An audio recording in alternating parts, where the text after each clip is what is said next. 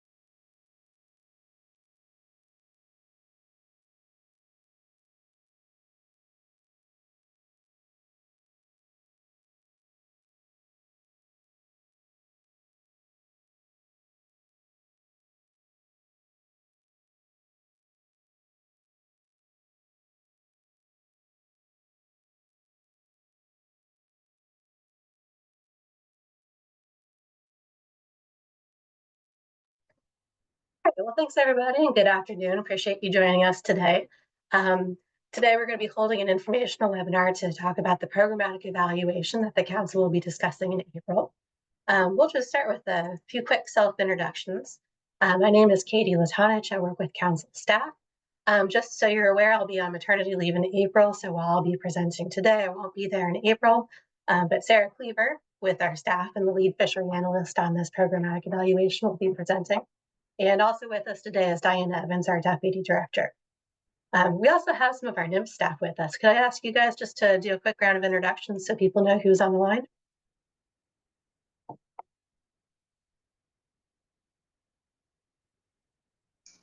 Katie, are you turning it over to us? Yep, just I'm not sure who else in the room, so if you could do a quick self-introduction, that would be great.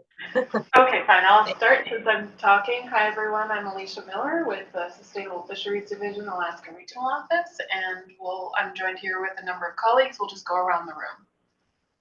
I'm Liz Henderson. I'm also in Sustainable Fisheries. Actually, Alicia is my supervisor, and I'm the NIMS coordinator for the Programmatic.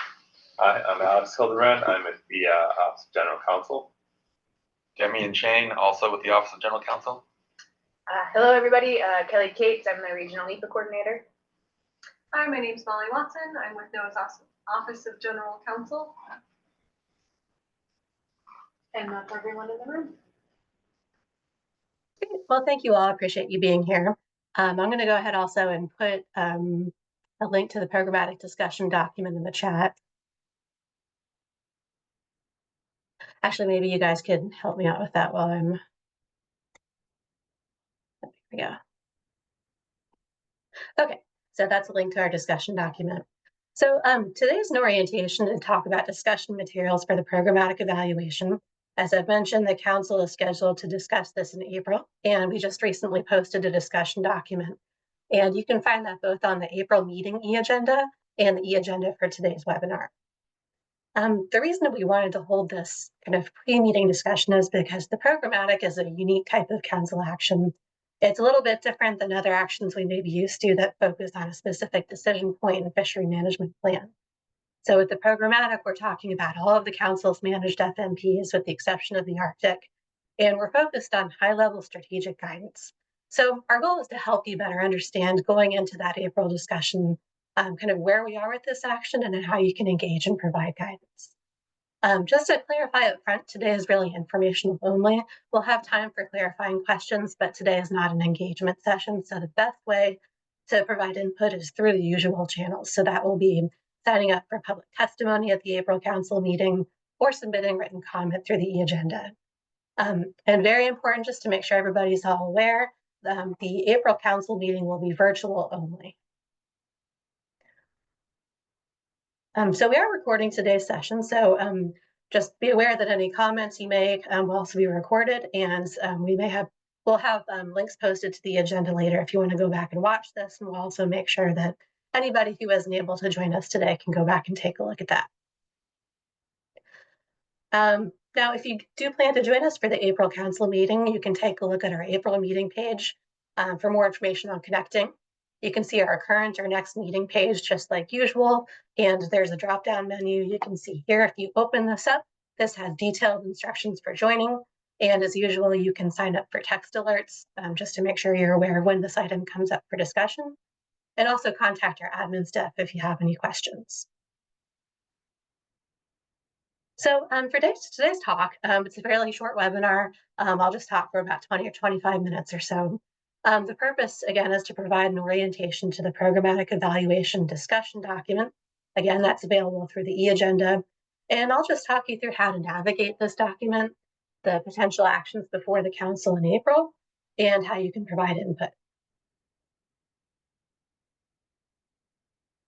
So I'll start with a little background on the programmatic evaluation. As you may have seen, we've been talking more about this as the council ramps up our climate resilience planning, but the programmatic evaluation is something the council's been talking about for quite a long time and predates our IRA funding and climate resilience work. Just for the short version of the kind of the what, where, and why, the purpose of the programmatic is to provide updated strategic guidance for all of the council's fishery management plans, with the exception of the Arctic, to be better prepared for the risks and uncertainties of managing fisheries in a changing environment. And I'll circle back to the purpose and need in just a minute, but a few things the council has pointed out as being particularly important are using best available science, including climate science and local and traditional knowledge and subsistence information, and also recognizing Alaska tribes and communities that rely on subsistence resources. And the reason why is, as we all know, we're experiencing rapidly changing conditions. The council is doing a lot of new work on climate resilience planning and has new information to work with. And we're experiencing pretty significant climate-related impacts. And the how is what I'm going to talk more about today. The how involves updating FMP policies, goals, and objectives for all the council's managed fishery management plans. And the council's intent has been to do this and analyze this project through the NEPA process and the preparation of an environmental impact statement. So before we kind of dive into the programmatic itself and some of the discussion around goals, objectives, and policies, I did want to take a step back and talk about where this sort of guidance already lives in the council process. The council already has a great deal of strategic guidance in place, and all fishery management plans include sections on policies, goals, and objectives. And as you can imagine, these were developed at different times in the council's history. And because of that, they reflect, different contexts, different priorities. Some of these were developed at the time the fishery management plans were first written. And in the case of groundfish, this is the only set of goals and objectives that has been comprehensively reviewed and updated. And that took place in the early 2000s. Now, of course, there are other places where guidance lives in the council process. One really significant piece of guidance is the council's ecosystem policy, which was adopted in 2014. There's also the Bering Sea Fishery Ecosystem Plan, which has a lot of goals and objectives associated with it. And then the Local Knowledge, Traditional Knowledge, and Subsistence Information Protocol that was finalized just a few years ago. So all of this kind of creates this body of policy guidance that we can draw from when we're thinking about how to update and create cross-FMP guidance that is responsive to current challenges. It is helpful, I think, to look back at some of this language of policies, goals, and objectives without getting too into the strategic planning speech, but it's helpful to keep in mind about what we mean by each of these and just kind of have this hierarchy in mind. So policies are the highest level of guidance, and those are how the council can communicate values, intentions, aspirations, and kind of very big picture long-term thoughts. Goals refer more to desired long-term outcomes, and they're still durable over time. Now, objectives are more short-term and actionable, and they speak to how you intend to achieve your goals. What we're not focusing on so much at this phase are tactics and strategies. So these are examples of very specific actions and steps and plans for implementing changes to achieve your objectives.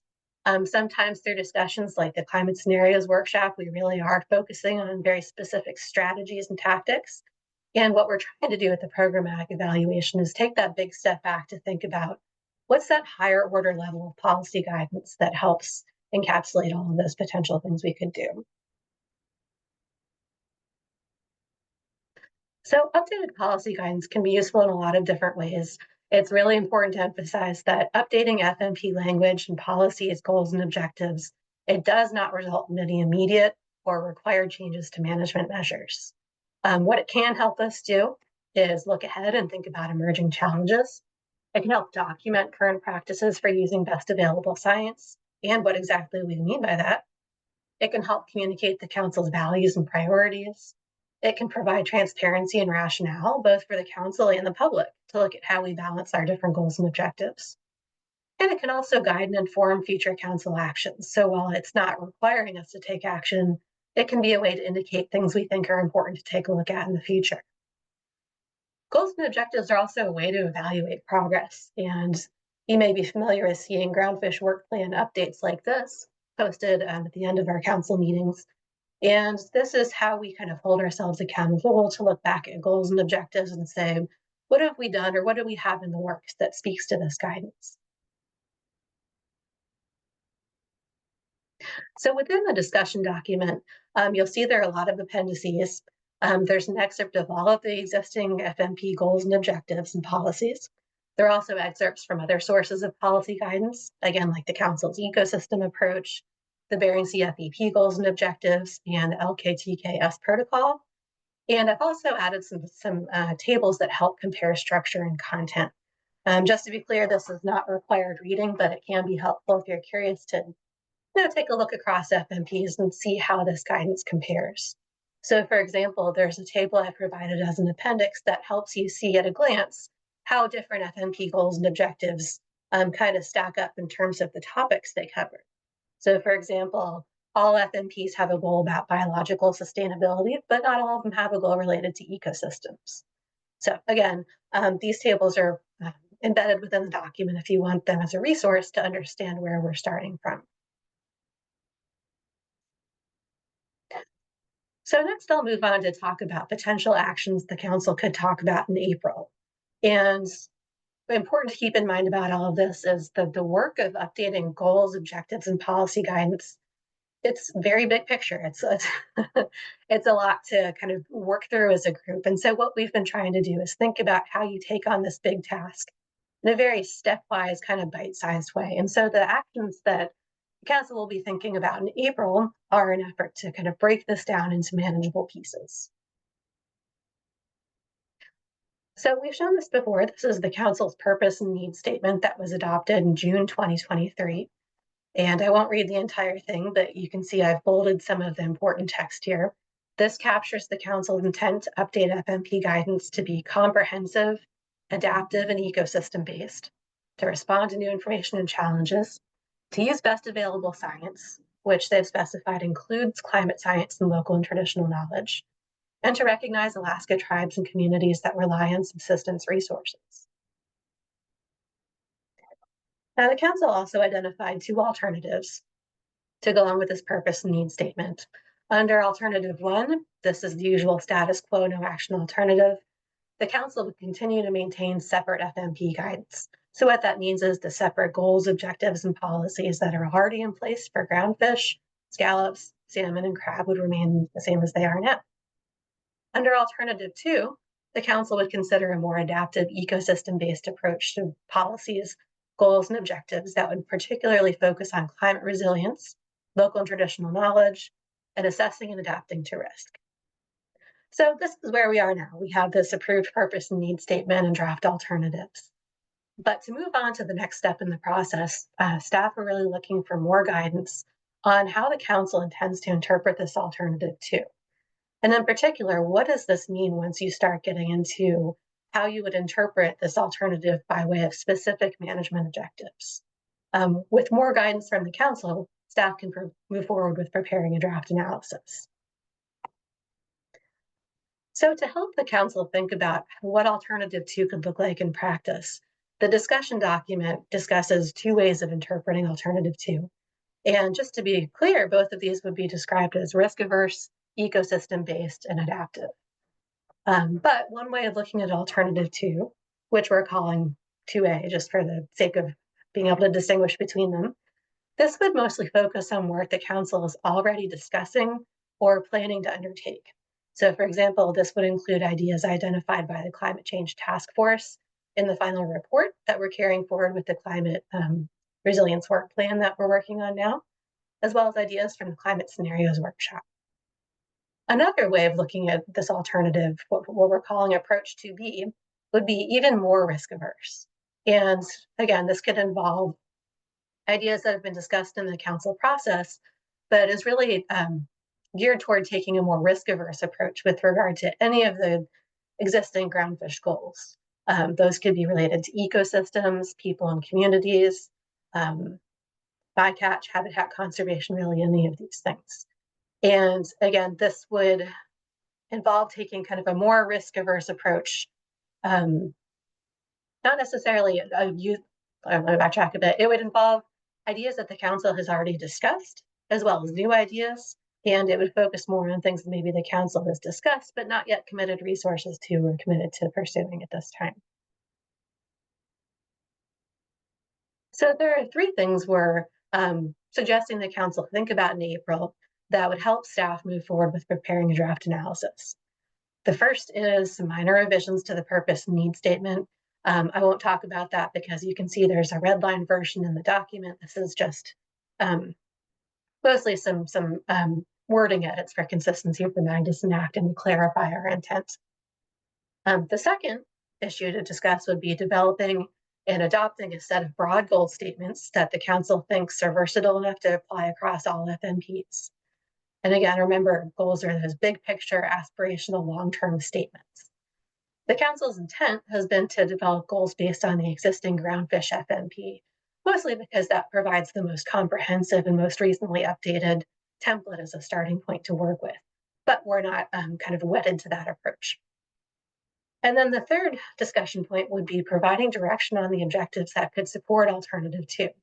So again, are we looking at an approach that's more like approach 2A, which is more about capturing work that's already in progress, or are we potentially talking about a more risk-averse approach? Now, the council's guidance to staff back in December of 2024 was to come back in April with ideas for what these revised goals and objectives could look like. We've also used the term straw man language. Now, the idea behind this is that developing goals and objectives as a group is pretty challenging to do. So what we're hoping to do is provide something concrete that the council and public can respond to. And your response to this may be, yes, this is a good starting point, or no, we think it should look different, or maybe you think there are ideas that should be captured here that aren't. No matter what, any input is constructive, and any more specific feedback is helpful for us to move forward. So just to be very clear, what we're going to share with you is a starting point for discussion and to help us be more specific. So again, there are lots of reasons to consider revising goals and objectives. Of course, the main driver for why we're doing this is to help support the council's purpose and need statement and alternative 2, to think about how we provide consistent guidance across FNPs and recognize current challenges.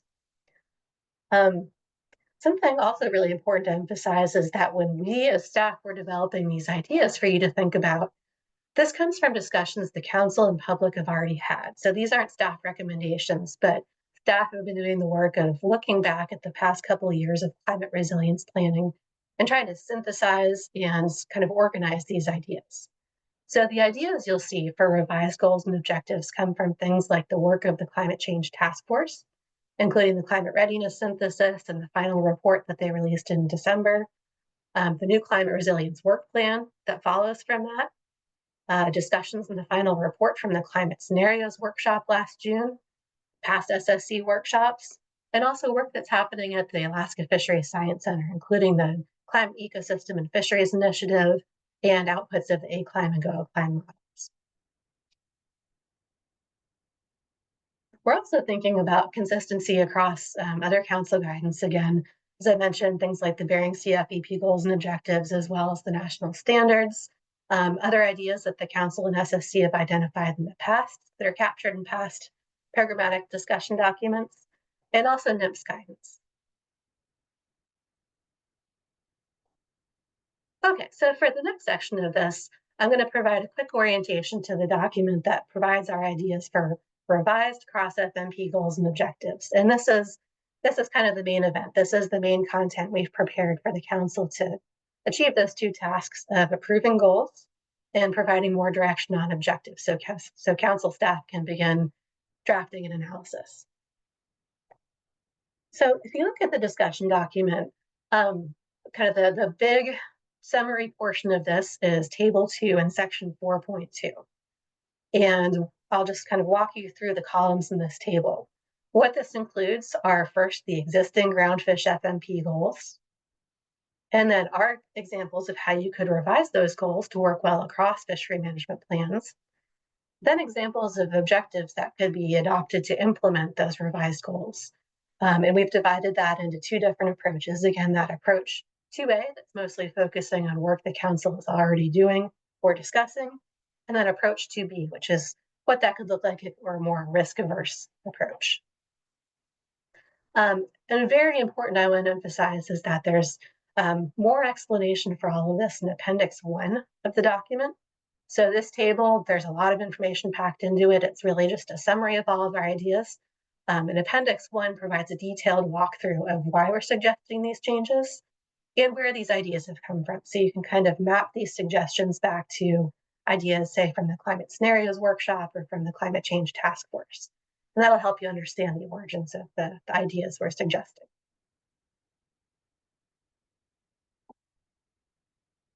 And just a few process reminders. I mentioned this earlier, but the suggested revisions to cross FMP goals and objectives are based on the template used for the groundfish FMPs. And for both the Bering Sea, Aleutian Islands, and Gulf of Alaska FMPs, there are 9 goals and 45, or in the case of the BSAI FMP, 46 objectives as a starting point, which is pretty detailed and comprehensive. When you look at table 2, you'll see that this is new information only. So what we have not done is carry forward all of those existing groundfish FMP objectives. That's something we'll do at a later date. So we're not suggesting removing or replacing any of those objectives at this time. That's a decision point for later. So this table just focuses on new additions that help illustrate the intent of alternative 2.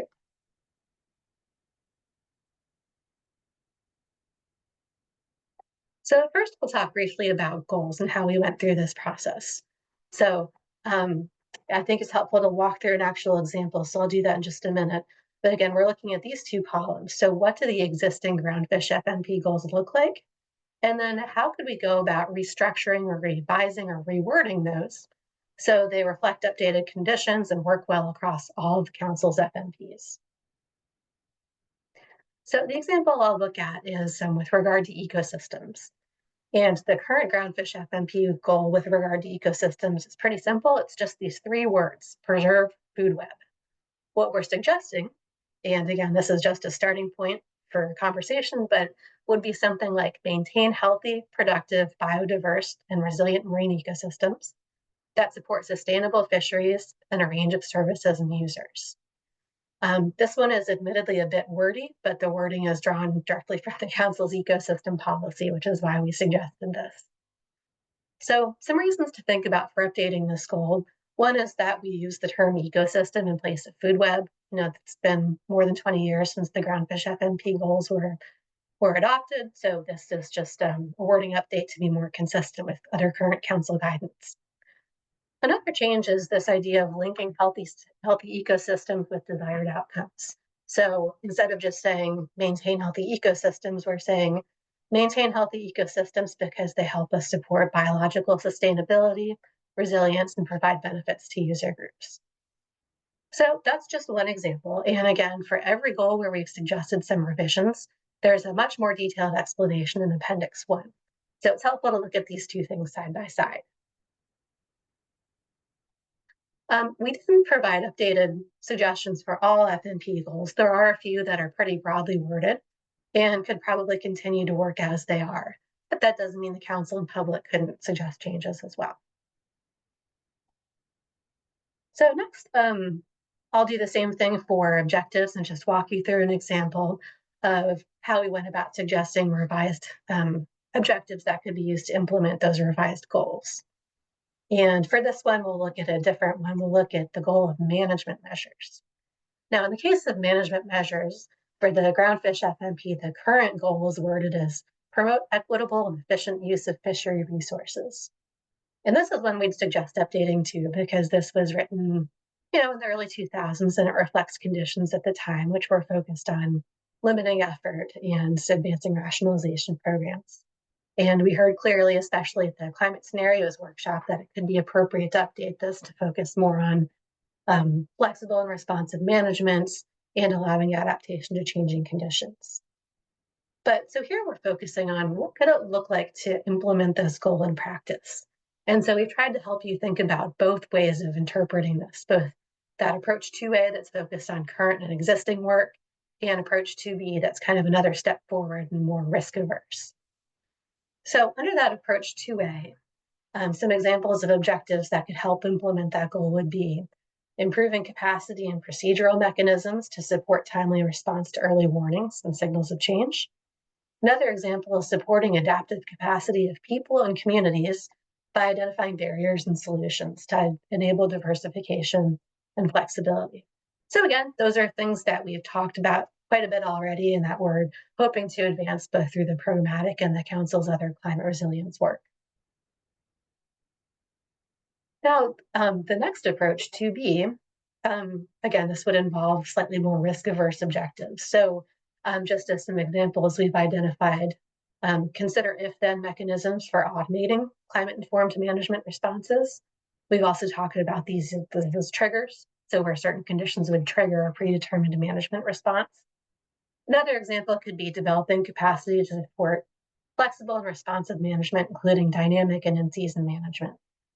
So as you can see, these ideas are more risk-averse, but they are still things we've talked about in the council process and we'll continue to talk about. They're just not steps that we've quite committed to undertaking or committed resources to just yet.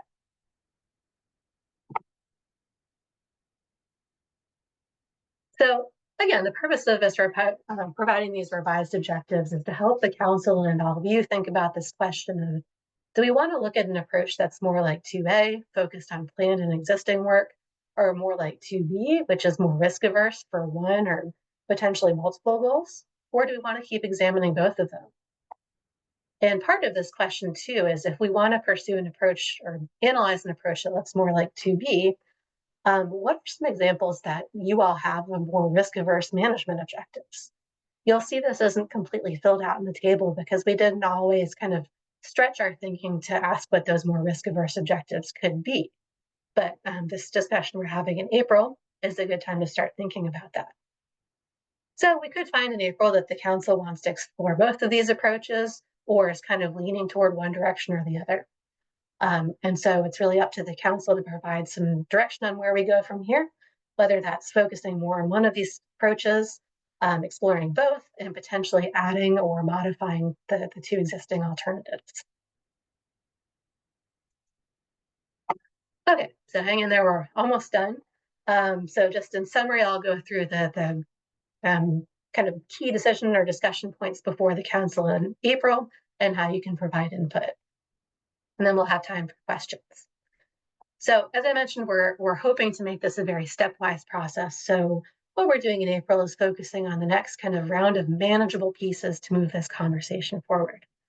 So again, there are 3 areas where we're looking for council input and where you may find that you have ideas you want to share with the council. So that first piece is minor revisions and clarifications to the purpose and need statement. The second is discussing and potentially approving a set of goal statements for analysis. And the third is providing more direction on potential management objectives. And very important to keep in mind is that the council still has flexibility to make changes. So any of the steps we take in April are really aimed at helping us continue the conversation and move forward with analysis, but they're not constraining. So the council still has the ability to make changes at any point prior to final action. And I also want to emphasize there are steps we're going to take on later in this process. So we're not trying to do all of the work of revising goals and objectives in kind of one big conversation. So things that will happen later in this process would be finalizing the wording of goals and objectives, developing that big overarching policy statement that captures the council's kind of high-level aspirations and values. And then that work of carryover of existing FMP goals and objectives. That's really important, so I want to make sure that's clear. As I mentioned, we have existing goals and objectives in place for all of the council's FMPs, including groundfish, scallops, crab, and salmon. So at this point, we're not making any suggestions about which of those to keep and which of those to carry forward, or which of those we've achieved and can be removed from council guidance. That's all work that we'll take on later.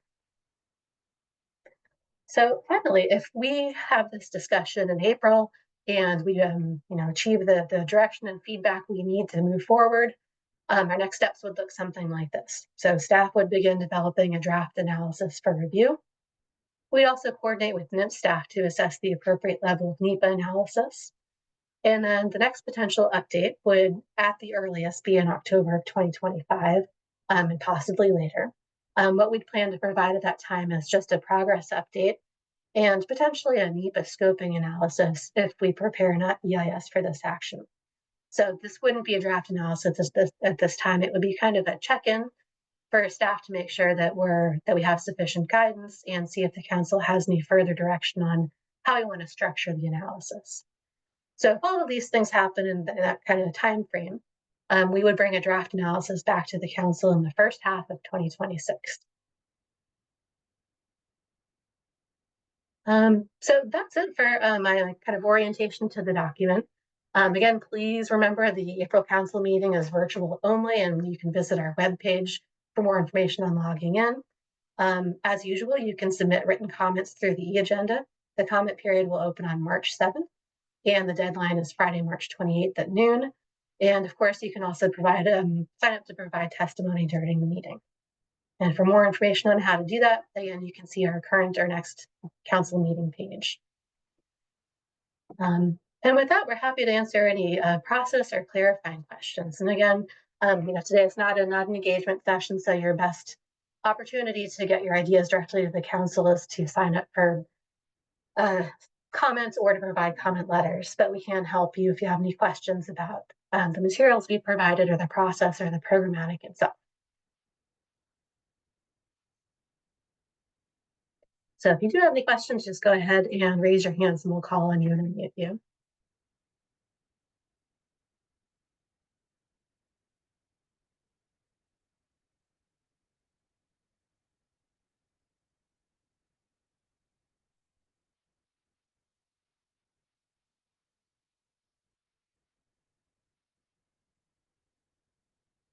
And I'm not seeing any questions just yet, but also if any of our council staff or NIMS participants want to add in or clarify anything I've said so far, please feel free to jump in as well. Hey, Katie. I don't have anything specific to add. I think you did a great job going through this paper. I know this topic has been it's a little bit different than some of the other council actions that we're taking. So hopefully this, Katie's giving the presentation a little bit early, gives people a little time to think through and help prepare your comments for the April meeting. And obviously we'll go through this again with the council, and we'll have the opportunity to hear your input and see where the council directs us to go further. So I think that that's of use, and appreciate everybody participating and continuing to provide comments or other thoughts as we approach the April meeting.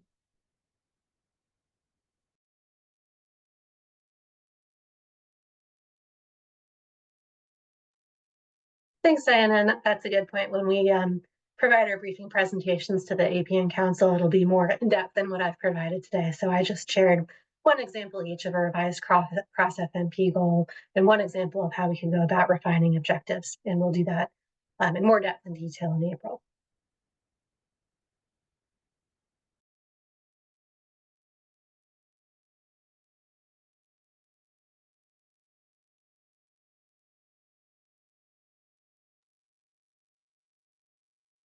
Katie, I think Steve Marks has his hand up. Great, thanks for helping me monitor that. Let's go ahead and unmute. Sorry, hang on just 1 minute. Okay, Steve, you should be unmuted. Go ahead. Thank you. Thank you. Am I coming through? Yep, we can hear you. All right, thank you. Thank you, Katie, and everyone for the presentation. As I'm listening to this and reading a little bit of the report, thank you for posting the report. I'm kind of my question is about how NEPA fits into this. From reading the report, it sounds like this is more of a goal setting exercise than a programmatic evaluation under NEPA.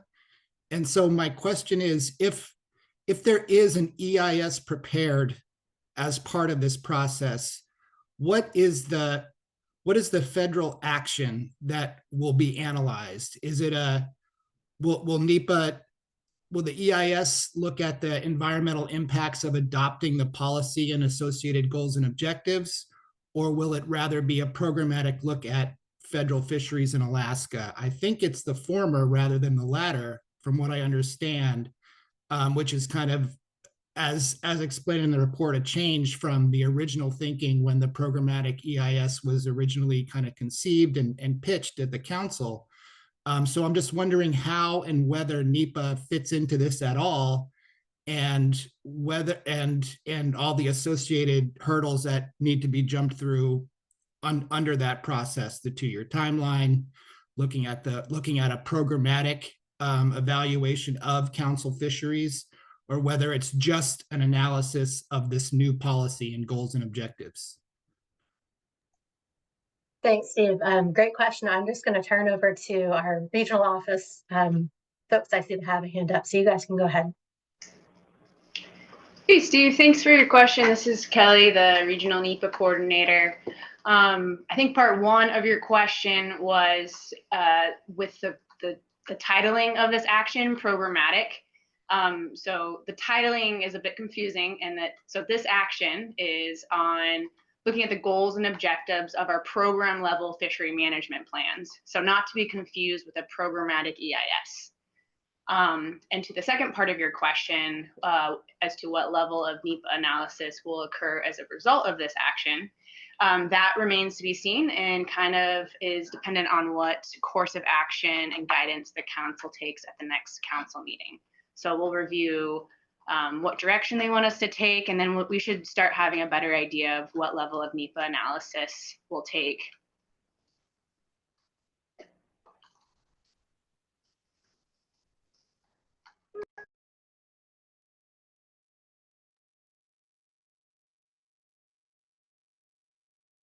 Thanks, Kelly. Appreciate you clarifying that.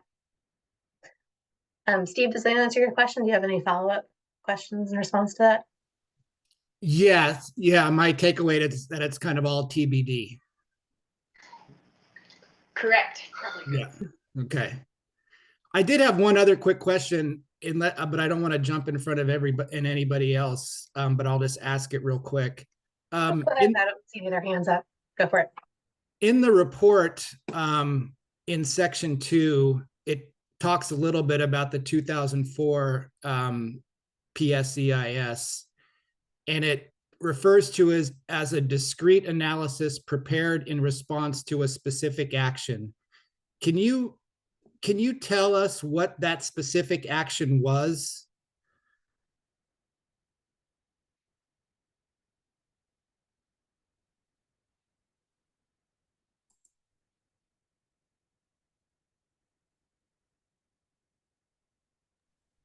Yep.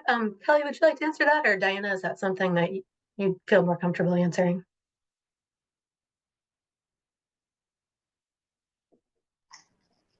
Hey, sorry, we were having trouble with our mute button there.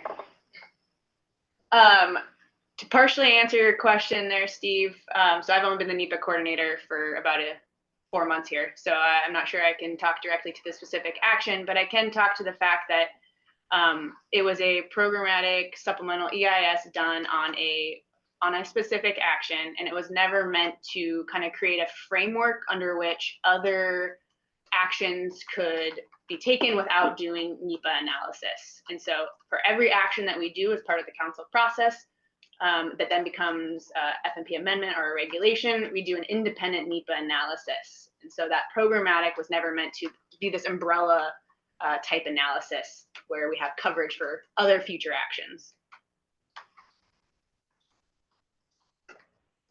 Gotcha. Thank you.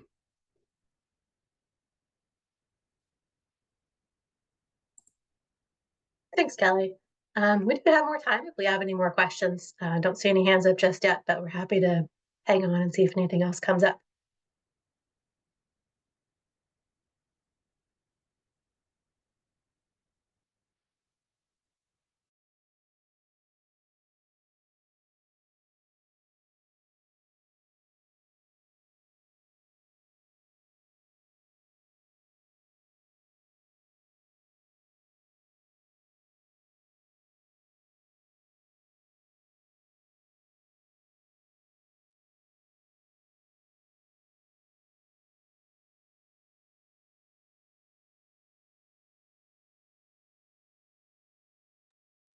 Well, I'm not seeing any other questions. So again, just to recap our next steps here, this discussion document is posted both to the informational webinar e-agenda for today and the regular council meeting e-agenda for the April council meeting.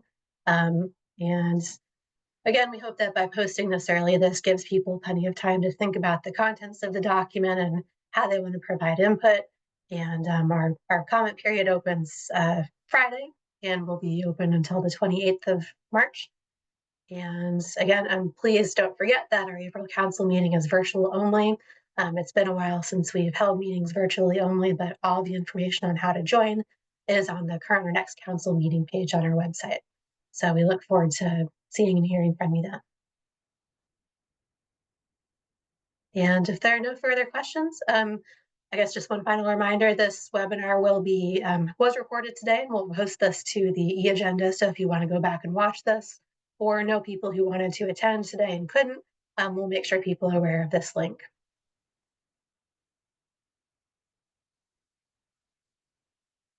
And that's it. If there are no further questions, we're happy to wrap up. But thank you so much for participating today and for your questions. Thanks, Katie. Thank you. Thanks, everybody. Have a good day. Thanks, I mean, Thank you, Katie. Great job. Yes, thank you.